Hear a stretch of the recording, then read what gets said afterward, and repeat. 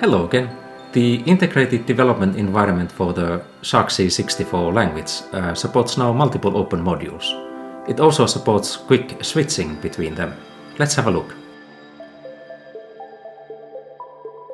Let's open the latest example. As discussed in the previous video, this example animates moving blocks on the screen. The implementation consists of several modules. This is the main module of the example. It refers to other modules called color, block and screen in the use section. As before, we can open one of the used modules, say the block module. Now, what is different here is that the main module is still open in the background. We can see that from the header. It indicates that this is actually the second open module in the editor. To switch between the modules, we can select the switch menu action. It shows a dialog of all the open modules. We can now select the main module and switch back to it. To verify that the editor preserves the editing state when we switch between the modules, let's select some text and switch to the block module.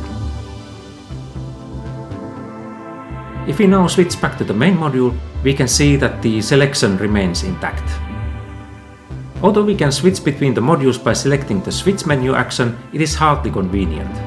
For this reason, the integrated development environment supports also keyboard shortcuts for quick switching between the modules. Let's open the switch menu.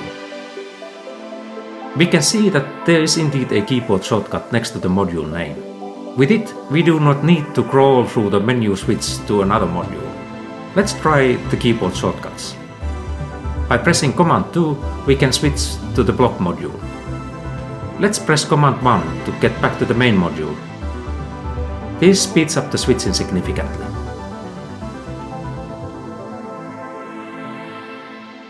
So that is how the integrated development environment for the sharkC64 language supports multiple open modules. As for the next step, I will be adding return values to the functions. Until then, thanks for stopping by and see you soon!